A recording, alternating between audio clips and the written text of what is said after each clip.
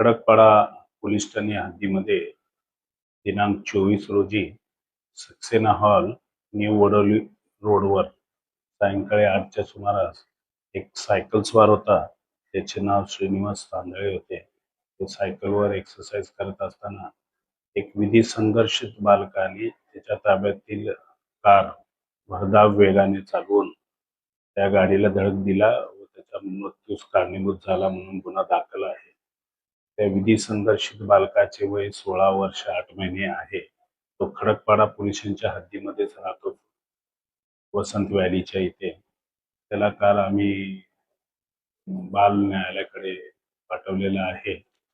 जे जखमी होते ते मयत झालेले आहे व अपघातामधील जी कार होती ते जप्त केलेली आहे. विधी संघर्षित बालक हा मद्यप्राशन केला होता किंवा कसे याची वैद्यकीय तपासणी केलेली आहे. त्याप्रमाणे कार जे होती, जे त्यांनी चालवलेलं होतं, ते त्याच्या आईच्या नावावर होती. त्यामुळं त्या विधी संघर्षित बालकाचे पालक जी आई आहे, ज्याच्या नावावर कार होती, तिला सुद्धा सदर गुन्ह्यात आरोपी करण्यात आलेला आहे. पुढील तपास चालू आहे. मी आवाहन करतो सर्व पालकांना की त्यांनी आपले अल्पवयीन मुलं यांना कार, मोटरसायकल चालवायला देऊ नये.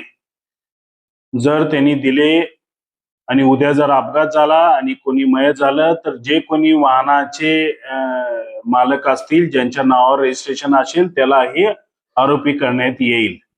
कृपा करून सर्व पालकांना विनंती करतो की आपल्या मुलांवर लक्ष ठेवा.